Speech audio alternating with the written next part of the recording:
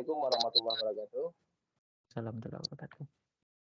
Terima kasih hari ini kita ngelanjutin salah satu program dari yayasan, yaitu program Bisa Temu, yaitu bincang santai tentang ilmu. Jadi insya Allah kita mudah-mudahan yang kita sharing, baik yang hadir maupun nanti kita sharing di media sosial, yang mendengarkan ini bisa mendapat ilmu insya Allah. Nah, hari ini Bal, kita kedatangan Ustadz Saiful Muhammad Qaddafi. Ustadz Saiful ini adalah tamatan dari Universitas Islam Madinah ya Ustadz ya. Alhamdulillah Ustadz bisa meluangkan waktunya bersama kita hari ini. Iqbal, gimana? Bisa Iqbal? Kita bisa lanjut aja langsung. Oke Bang, silakan lanjut aja Bang, nggak apa-apa. Sambil jalan aja nanti ya Bang ya Ustadz. Kita untuk mempersingkat waktu, karena kita juga ini mungkin teman-teman yang ada di sini juga ada beberapa aktivitas lain juga, jadi kita serahkan ke Ustadz. Insya Allah hari ini Bisa Temu kita membahas tentang zakat ya Ustadz versus sedekah. Jadi biar kita dapat sedikit ilmu yang bisa kita pahami dan kita laksanakan dalam kehidupan kita. Untuk waktu kita persilakan kepada Ustadz. Langsung nih Pak Hendrik. Langsung Ustadz. Ya langsung aja Ustadz. Kita santai-santai aja. Teman-teman juga tahu gitu kan ya. Bismillahirrahmanirrahim. Assalamualaikum warahmatullahi wabarakatuh. Waalaikumsalam warahmatullahi wabarakatuh. Alhamdulillahirabbil alamin. Wassalatu wassalamu ala asyrafil anbiya'i wal mursalin. Sayyidina wa maulana Muhammadin wa ala alihi wa ashabihi ajma'in. Amma ba'du. Pertama saya ucapkan terima kasih kepada Pak Hendrik dan kawan-kawan yang sudah mengizinkan saya untuk kita saling sharing, karena dalam hal ini kita insya Allah sama-sama belajar sebagaimana yang Allah sebutkan untuk menjadi ciri-ciri orang yang tidak merugi, Pak ya, yaitu watawassaw bil haqqi watawassaw bis sabr, saling mengingatkan kepada yang hak dan kesabaran. Jadi sekali lagi saya ucapkan terima kasih banyak untuk kesempatan ini. Senang bisa bertemu dengan Pak Hendri, Pak Iqbal, Pak Andi Wijaya, dan semuanya yang tidak bisa saya sebutkan satu-satu. Dan mudah-mudahan insya Allah pertemuan ini adalah pertemuan yang mendatangkan keberkahan, karena termasuk pada jalinan ukhuwah Islamiyah. Yang kata Nabi Shallallahu Alaihi Wasallam, Allah Azza wa Jalla yaumal qiyamah, nanti Allah pada hari kiamat akan berkata, Ainal mutahabbuna bi jalali udhilluhum fi dhilli yauma la dhilla illa dhilli. Mana mereka yang dulu saling mencintai karena aku, berkumpul karena aku, maka Allah akan berikan naungan pada hari yang tidak ada naungan kecuali naungan Allah. Maka kita berharap termasuk ke dalam golongan tersebut yang nanti insya Allah Allah berikan naungan pada hari kiamat. Amin ya rabbal alamin. Alhamdulillah segala puji atas nikmat yang sudah diberikan. Kita bisa sama-sama belajar melalui layar ini. Begitu insya Allah kita akan mudah-mudahan bisa saling sharing nanti. Kemudian salawat dan salam kepada junjungan kita Nabi besar Nabi Muhammad Sallallahu Alaihi Wasallam yang telah mengajar, mendidik kita untuk memberikan sebagian harta kita di jalan Allah Subhanahu Wa Taala pada orang fakir, miskin dan lain sebagainya. Alhamdulillah, insya Allah hari ini kita akan belajar sama-sama terkait zakat dan sedekah. Nah, pertama sekali yang kita bahas adalah zakat, karena zakat ini adalah rukun Islam yang ketiga. Bunyal Islamu ala khamsin, syahadati an la ilaha illallah wa anna Muhammadar Rasulullah wa iqamis shalah wa ita'iz zakah. Bahkan zakat datang sebelum puasa. Dalam beberapa hadis zakat didatangkan oleh Nabi SAW urutannya nomor 3, jadi setelah sholat. Sebab itu kenapa Abu Bakar As-Siddiq radhiyallahu anhu ketika Nabi SAW wafat, banyak orang murtad dan nggak mau bayar zakat.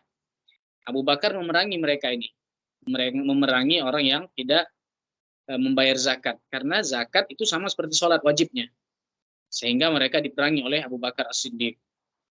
Oleh karenanya ini menunjukkan bahwa memang zakat ini kewajibannya sama seperti sholat. Maka ulama sepakat bahwa orang yang mengingkari kewajiban zakat, dia berkata zakat nggak wajib, ulama sepakat bahwa orang ini kufur, telah masuk kepada kekufuran.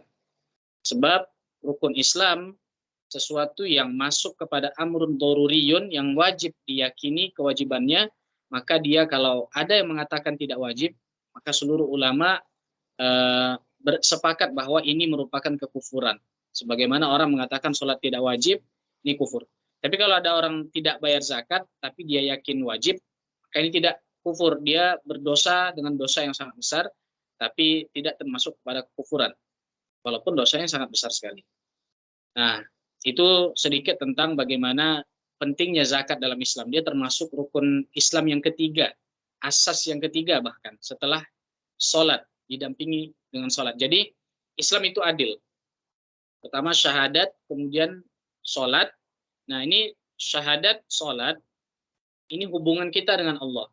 Istilahnya, hubungan kita ke atas, vertikal, hubungan kita kepada Allah Subhanahu Wa Taala.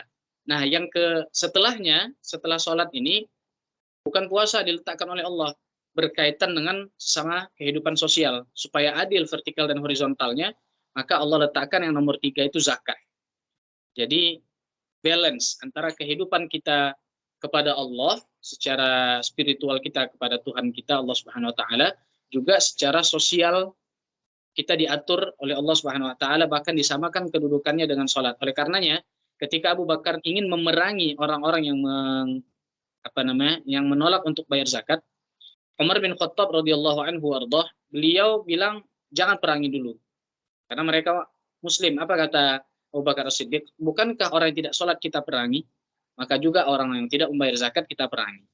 Karena kalau orang tidak sholat hubungan kepada Allah, tapi kalau yang tidak bayar zakat hubungannya bisa merusak tatanan sosial yang sudah diatur oleh syariat Islam.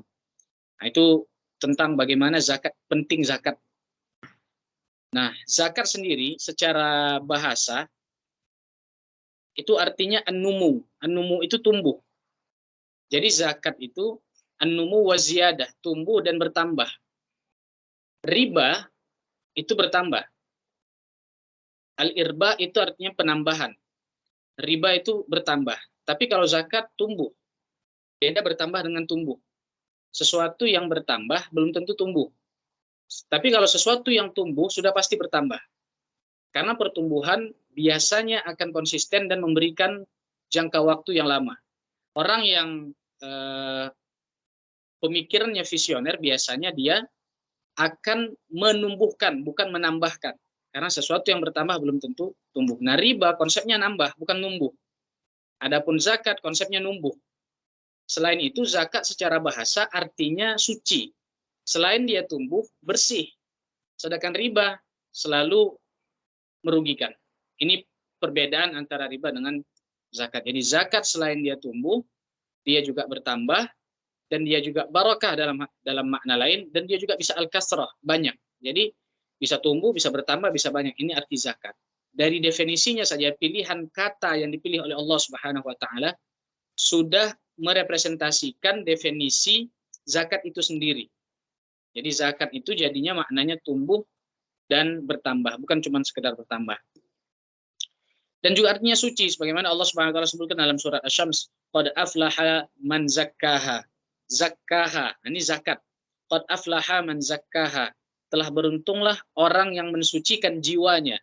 Jadi secara bahasa zakat juga artinya mensucikan. Karena dengan zakat kita mensucikan harta kita, membersihkan harta kita. Sebab ketika di harta kita punya harta yang banyak, di situ ada hak sesama muslim yang harus kita keluarkan. Maka dengan cara zakat, jadi sucilah harta itu. Seperti itu. Dan bisa jadi mungkin ketika kita mencari nafkah, mencari harta itu, bisa jadi ada jalan di antara fungsi zakat itu seperti ini. Ada mungkin hal-hal yang ketika kita cari nafkah, ternyata jalannya ada yang haram. Mungkin tanpa sengaja kita, mohon maaf kalau kita kerja, tanpa sengaja kita telat. Jadi kita mungkin korupsi waktu istilahnya. Atau misalnya kita termakanlah harta yang bukan milik kita. Yang misalnya dianggarkan untuk A, ternyata kita gunakan untuk pribadi. Nah ini kan artinya ada harta yang bukan milik kita. Nah dengan zakat ini dikeluarkan. Sama seperti sholat. Sholat fardu, mungkin ketika sholat kita nggak khusyuk, ada sunnah yang terlewatkan, ada rukun yang mungkin agak kurang sempurna, maka ini disempurnakan dengan sholat sunnah seperti itu. Nah, pahala sholat sunnah nanti menutupi kekurangan yang ada di dalam sholat. Nah, itu tentang definisi zakat. Adapun zakat secara syarak, secara dalam Islam itu adalah yaitu ismun di akhzi syai'in maksus. Istilah untuk kita mengambil sesuatu yang secara khusus, min malin maksus, dari harta yang khusus. Jadi tidak semua harta. Tidak semua harta dizakati. Rumah ada zakatnya? Enggak. Lemari ada zakatnya? Enggak. Jadi tidak semua harta itu ada zakatnya. Tapi kalau sedekah, semuanya bisa kita sedekahi. Apa saja harta, selagi itu halal bisa disedekahi. Tapi kalau harta untuk zakat, itu harus min malin maksus, dari harta yang khusus. Ala ausafin maksusatin, dengan sifat-sifat dan cara yang terkhusus pula. Nah, ada uang, belum tentu uang ini wajib zakat. Ada sifat-sifat yang secara khusus ada di uang tersebut sehingga dia dikeluarkan zakat. Ada beras, tidak semua beras juga dikeluarkan zakat. Ada sifat-sifat yang harus ada pada beras tersebut sehingga zakat wajib dikeluarkan. Dan la ta'ifatin makhsusah, untuk golongan tertentu. Nah, itu juga. Jadi zakat ini tidak untuk semua orang. Ada golongan tertentu, yaitu nanti 8 asnaf, 8 golongan yang akan kita bahas insyaallah. Itu kurang lebih mukadimah tentang zakat. Nah, kemudian zakat ini kapan diwajibkan? Zakat ini diwajibkan kata para ulama sama dengan diwajibkannya puasa, yaitu pada tahun kedua Hijriah. Jadi Nabi SAW hijrah pada umur beliau 53 tahun. Nah, pada umur 55 tahun zakat dan puasa itu diwajibkan. Pada umur beliau 55 tahun di kota Madinah zakat diwajibkan. Bersama dengan puasa, disebutkan oleh para ulama. Dalilnya apa? Allah Subhanahu wa taala banyak sekali dalam Al-Qur'an. Dan biasanya selalu sholat pasti didampingi dengan zakat dalam Al-Quran. Wa ma umiru illa liya'budullaha mukhlishina lahuddin hunafa'a wa yuqimus shalah wa yu'tuz zakah. Mereka tidak diperintahkan kecuali untuk menyembah Allah secara ikhlas dan kemudian mendirikan sholat dan menunaikan zakat. Jadi hampir rata-rata dalam Al-Quran kalau ada iqamus shalah pasti ada ita'uz zakah. Yuqimus shalah pasti ada yu'tuz zakah. Pasti ada pasangan yaitu zakah. Sekali lagi ini menunjukkan bahwa Islam itu adil. Jadi kalau ada yang mengajarkan Islam tentang kehidupan sosial, wah ini sudah ketinggalan ya. Jadi dari zaman dulu memang Islam sudah sangat memperhatikan kehidupan sosial. Sholat selalu didampingi dengan zakat. Seperti itu. Sholat dampingi dengan zakat. Hubungan kita dengan Allah, hubungan kita dengan manusia. Nah, berikutnya siapa saja yang siapa saja yang wajib membayarkan atau mengeluarkan zakat? Apa syarat-syarat wajib bayar zakat? Apa syarat-syarat wajib bayar zakat? Baik. Orang yang wajib membayar zakat yang pertama tentunya adalah syarat pertama wajib dia adalah muslim. Jadi orang yang wajib membayar zakat syarat pertamanya adalah muslim. Orang kafir nggak wajib bayar zakat. Dan kalau orang kafir mengeluarkan zakat, tidak sah. Ini syaratnya. Walaupun, teman-teman sekalian, orang kafir dalam keyakinan kaum muslimin, pada hari kiamat tetap dihukum karena mereka tidak bayar zakat. Loh, mereka kan nggak wajib bayar zakat. Benar, mereka tidak wajib bayar zakat, tapi mereka tetap dihukum tidak bayar zakat. Kenapa? Karena mereka diwajibkan untuk masuk Islam, kemudian bayar zakat. Ketika mereka tidak masuk Islam, mereka dihukum tidak bayar zakat. Makanya termasuk sholat juga sama. Sholat mereka tidak wajib. Dan kalau mereka sholat tidak sah. Tapi mereka nanti di hari kiamat, yang tidak sholat ini, orang kafir, itu dihukum. Karena dia meninggalkan sholat. Kayak dalam Al-Quran disebutkan, lam naku minal musallin, wa ma salakakum fi saqar. Apa yang membuat kalian masuk ke neraka saqar? Kaum mukminin bertanya kepada mereka, apa yang membuat kalian masuk ke dalam neraka saqar? Kata mereka, lam naku minal musallin. Kami tidak sholat dulu. Ini orang kafir, kami tidak sholat dulu. Jadi orang kafir selain dia pun dihukum karena kekufurannya, dia juga dihukum karena tidak sholat. Walaupun mereka tidak wajib. Nah, Zakat juga sama. Orang yang tidak membayar zakat akan mendapatkan hukuman. Dalilnya apa? Allah Subhanahu wa taala menyebutkan dalam Al-Qur'an, wa wailul lil musyrikin, neraka wail bagi musyrikin yang allazina la yu'tuna zakah wa hum bil akhirati hum kafirun. Yang tidak mengeluarkan zakat dan tidak beriman kepada hari akhir. Nah, itu jadi yang pertama itu muslim. Yang kedua, syarat yang kedua untuk syarat wajib milkiyatun nisab, kepemilikan nisab. Kepemilikan nisab, dia harus mencapai target nisab. Setiap barang zakat itu beda nisabnya. Kalau emas 85 gram, itu emas. Kalau perak sekitar 352 gram. Jadi emas sekitar 85 gram, perak sekitar 352 gram kurang lebih. Nah, kalau uang ngikutin nisab emas. Jadi kalau kita punya uang sekitar, kalau saya hitung-hitung kemarin sekitar 50-an juta dan dia tersimpan dalam setahun, maka ini adalah nisab 60 atau 70 ya. Kalau sekarang berarti sekitar segitulah. Nah, jadi jumlah nisab ini adalah jumlah yang ketika jumlah itu sampai maka wajib kita bayar zakat. Kalau belum sampai, belum wajib. Makanya ada satu hal yang para ulama Saudi seperti Syekh bin Baz, Syekh Ibn Utsaimin, dan banyak ulama lain termasuk ulama Azhar menolak istilah zakat profesi. Kenapa? Karena zakat profesi itu kan uang yang dikeluarkan. Sedangkan uang itu belum sampai. Nah, zakat profesi itu kan dikeluarkan setiap bulan. Setiap kali kita menerima gaji, misalnya gaji kita berapa? 7 juta, kita tiap bulan terima gaji keluarkan 2,5.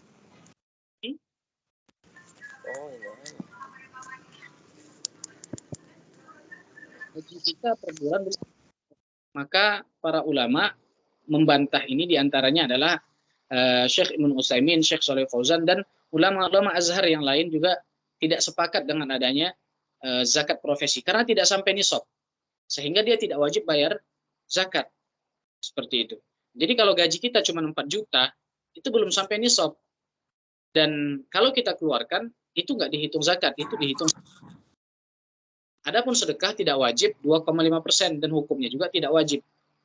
Nah, ini pentingnya kita mengetahuinya ada nisab. Jadi dalam mazhab Syafi'i yang paling utama itu milkiyatun nisab, adanya jumlah barang yang sampai kepada target, yang kalau target itu kita miliki maka masuklah kita kepada kewajiban bayar zakat. Di bawah itu maka tidak. Kita punya emas misalnya 50 gram, ya belum wajib bayar zakat. 85 gram baru wajib. Meskipun ada dua pendapat kalau masalah emas, ada yang bilang 85, ada yang bilang 92. 85 sama 92. Maka kita ambil yang hati-hati, 85. Kalau di bawah ini nggak bisa. Nah, uang pun sama. Kalau uang kita di bawah 85 nilainya, ini nggak wajib bayar zakat.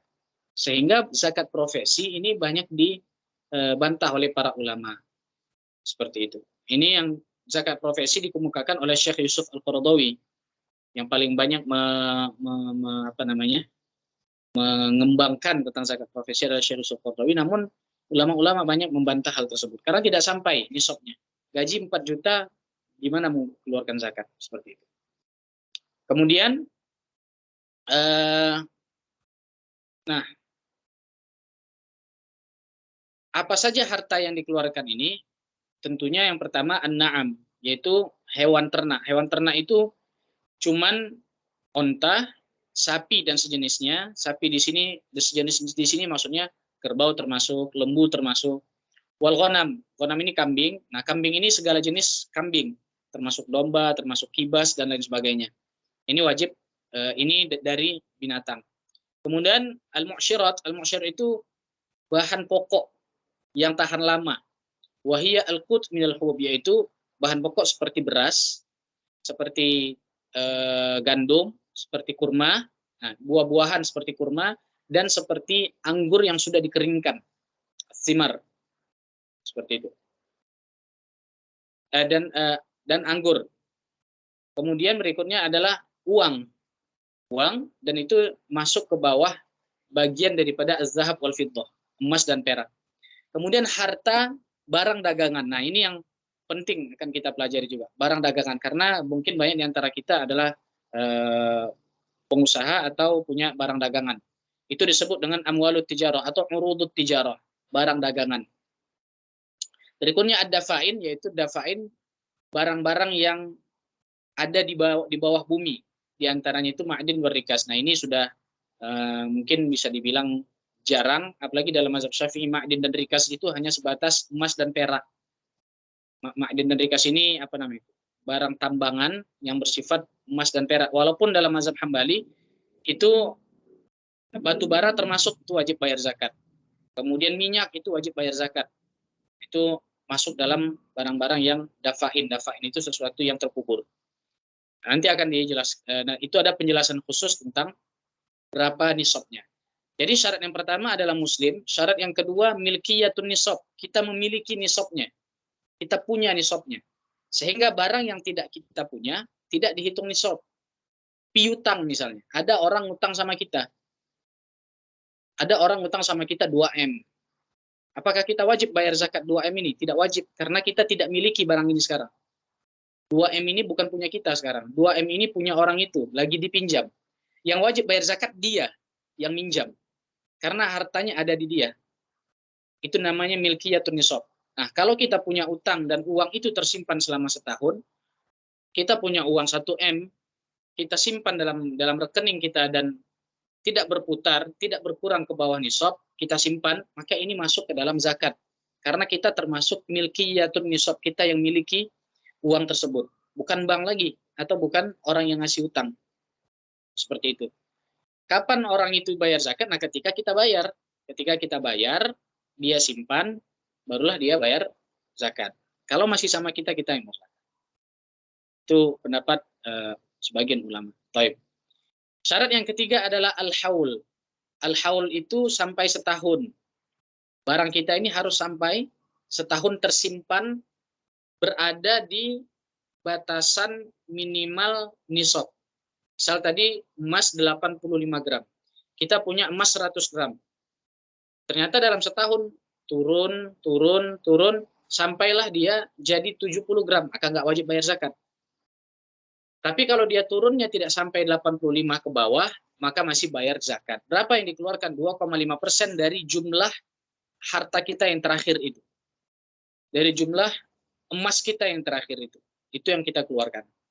Jadi misalnya kalau contoh, kita punya uang 100 juta.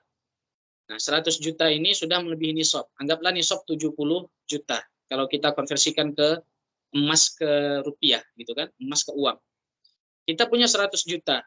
Kita simpan di tabungan. Ternyata kita ambil. Kita mulainya bulan ini, bulan Syawal.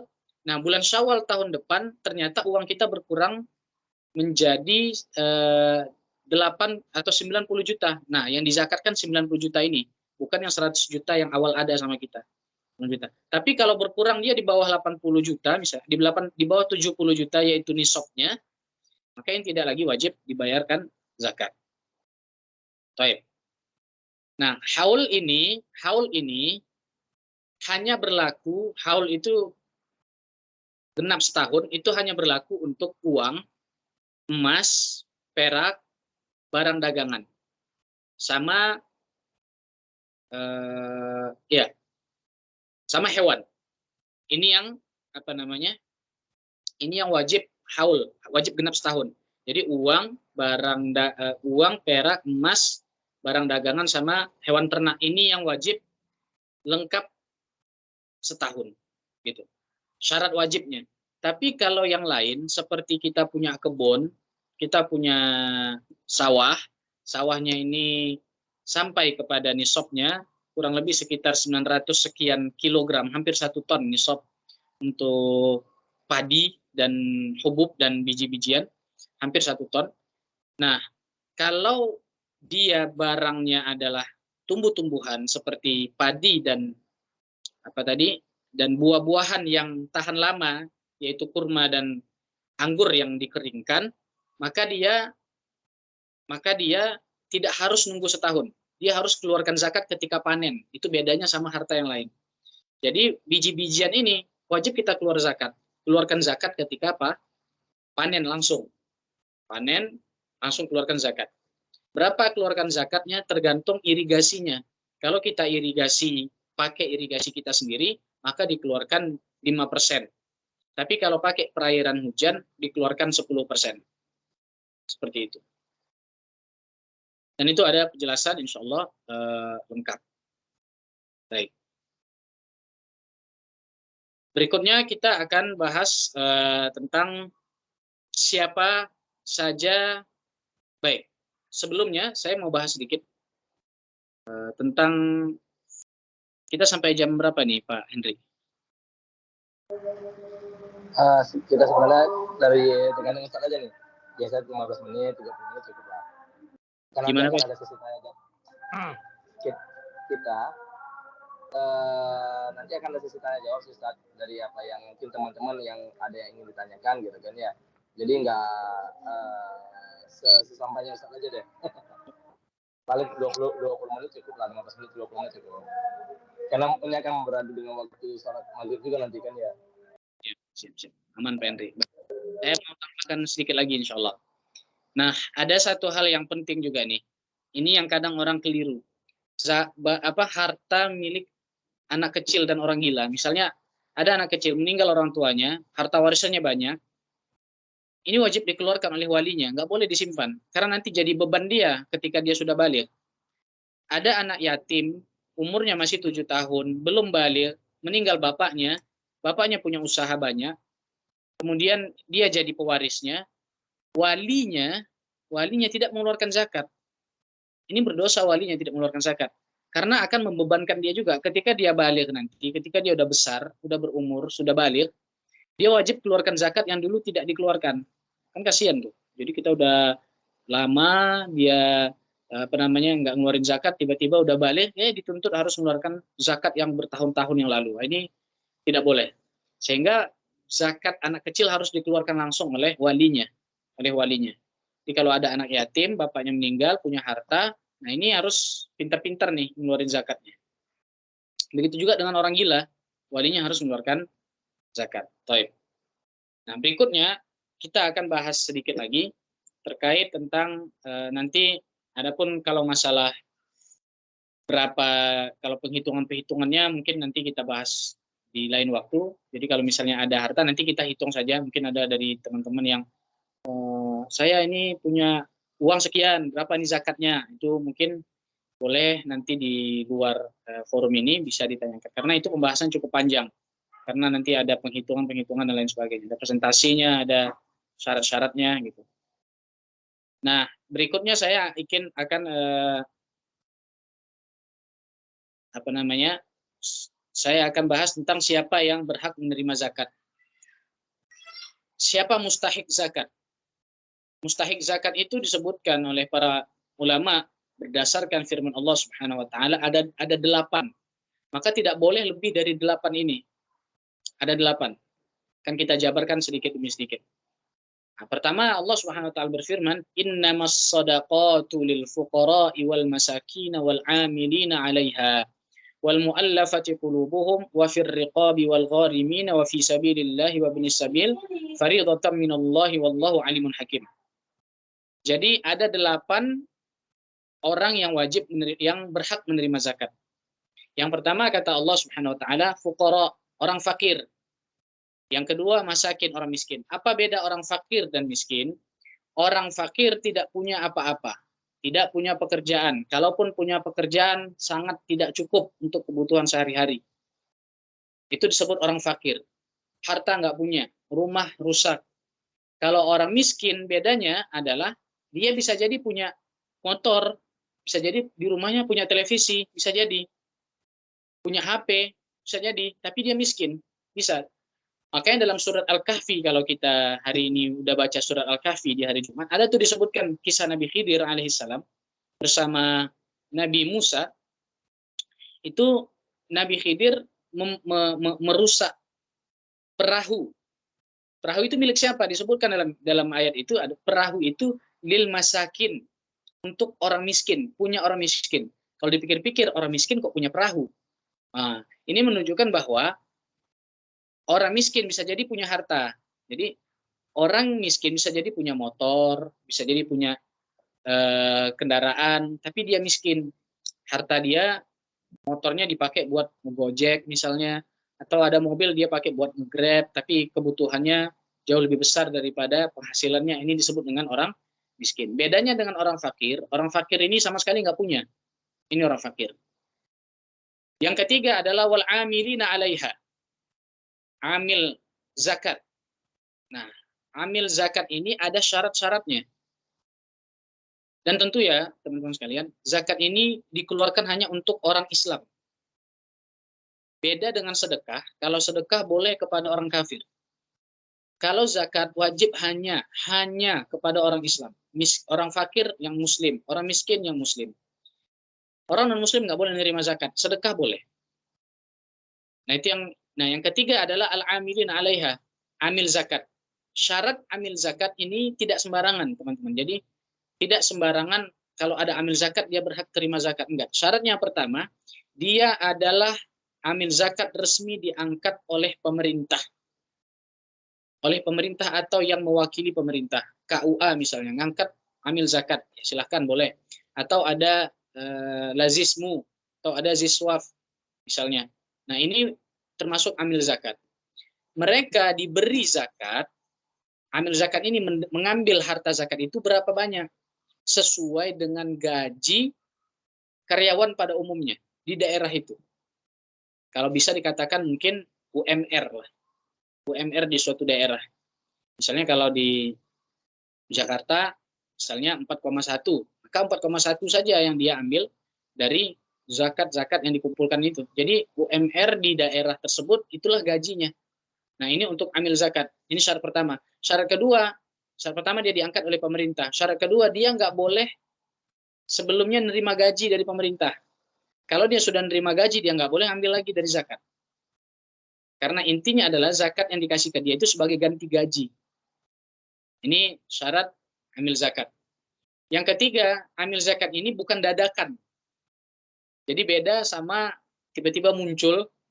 Enggak, dia memang ada amil zakat, dibentuk oleh pemerintah. Itu yang ketiga. Yang keempat adalah wafir riqab.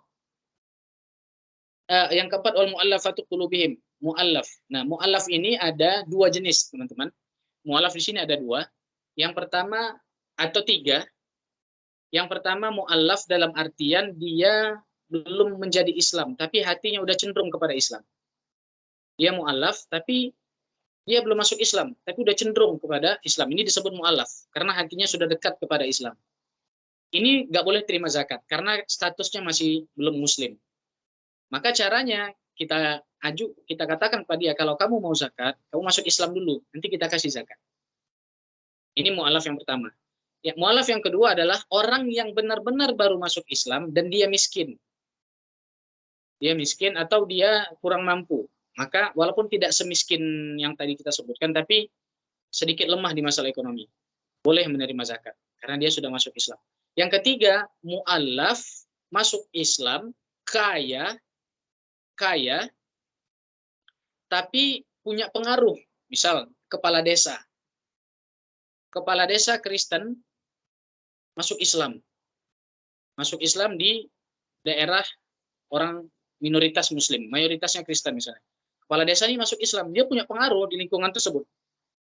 Maka dia berhak mendapat zakat, walaupun dia kaya. Itu bedanya. Jadi mu'allaf yang dapat zakat itu ada dua, mu'allaf yang baru masuk Islam dan kurang mampu. Yang kedua, mu'allaf yang baru masuk Islam dan dia kaya dan dia berpengaruh meskipun kaya. Kemudian berikutnya adalah ar-riqab, riqab itu hamba sahaya, sudah tidak ada zaman sekarang. Wal gharimin, orang yang berhutang. Orang yang berhutang itu ada dua jenis. Yang pertama berhutang untuk membantu orang lain. Misalnya ada pertengkaran antara kakak dan adik, ribut gara-gara masalah uang. Kemudian dia bantu dengan cara berhutang, sehingga dia punya banyak hutang gara-gara hal tersebut. Maka di sini dia berhak menerima zakat. Atau yang kedua, Orang punya usaha, valid usahanya, anjlok, kasihan, valid, sehingga jatuhlah dia sehabis-habisnya, banyak hutangnya, terlilitlah dia, maka dia berhak juga menerima zakat. Bahkan kata para ulama, boleh dikasih zakat sampai hutangnya lunas, boleh. Kemudian fisabilillah itu orang yang berjihad di jalan Allah seperti militer, tapi syaratnya mereka tidak boleh digaji. Kalau sudah digaji nggak boleh terima zakat. Itu yang fisabilillah. Kemudian wabni sabil, orang yang melakukan safar, perjalanan jauh, kemudian habis bekalnya, nah dia dikasih zakat juga. Dari semua 8 ini, kata para ulama, khususnya Sadatus Syafi'iyah, 8 asnaf ini wajib menerima zakat secara merata sesuai kebutuhan. Kalau ada 8-8-nya, maka 8-nya wajib dikasih. Tidak boleh hanya kepada satu asnaf saja. Tidak boleh hanya kepada fakir miskin saja. Kalau ada mu'allaf, kasih mu'allaf. Jadi dibagi rata kepada 8 tersebut. Kalau tidak ada, bagi seberapa yang ada dari mereka. Tidak ada mu'allaf, berarti bagi sisa. Jadi intinya kalau ada dari 8 ini dibagi. Kecuali kalau tidak ada. Baik, teman-teman, kita break sebentar dengar azan. Nanti setelah azan kita lanjut sebentar. Insyaallah.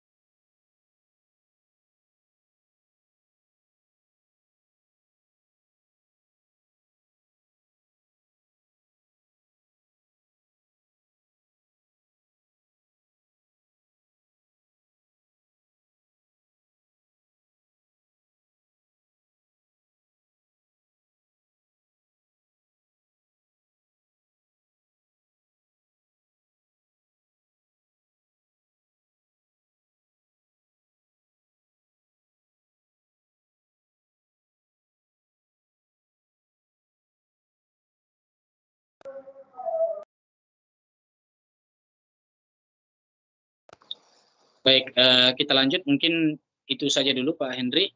Kalau ada sesi tanya jawab, kita buka sesi tanya jawab. Oke, Ustadz Iqbal, Iqbal sama Ustadz Saiful, ini memang kita schedule-nya ini harusnya ada sesi tanya jawab.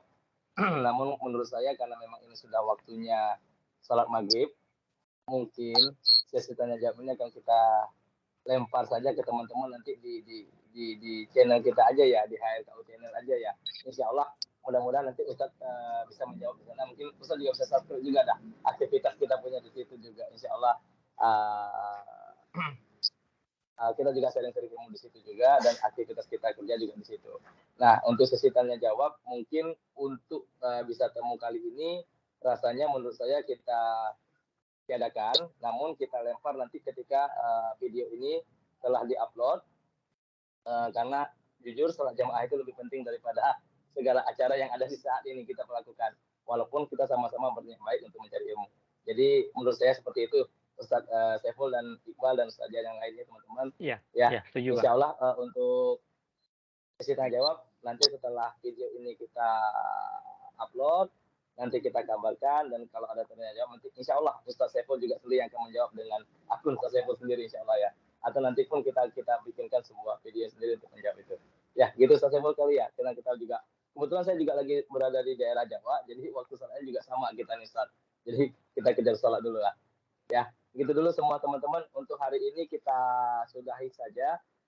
Mudah-mudahan apa yang telah disampaikan oleh Ustaz Saiful itu bermanfaat buat kita semua, menambah ilmu kita, dan insya Allah bisa menambah pengetahuan kita bagaimana mana yang menjadi kewajiban kita, yaitu zakat, yang itu bisa kita keluarkan sesuai dengan aturan-aturan Islam yang berlaku kepada yang tadi penerima zakat tersebut. Nah, lebih dan kurang saya mohon maaf. Mas Asmari, nanti kalau ada pertanyaan, biasa Mas Asmari nih Ustadz yang sering bertanya nih. Terus ada Mas Asmari, ada Ustadz Iman di sini. Nanti kita tanya di channel kita aja ya, insya Allah ya. Nanti akan dijawab Mas Asmari. Oke, kalau gitu saya tutup dulu karena kita mau maghrib nih. Ustadznya juga pasti mau maghrib karena waktu kita sama nih, insya Allah Ustadz. Ya. Lebih dan kurang saya mohon maaf. Terima kasih waktunya teman-teman. Ya, mudah-mudahan menjadi amal ibadah buat kita semua. Wabillahi taufiq wal hidayah. Wassalamualaikum warahmatullahi wabarakatuh. Waalaikumsalam Waalaikumsalam. warahmatullahi wabarakatuh. Waalaikumsalam warahmatullahi wabarakatuh.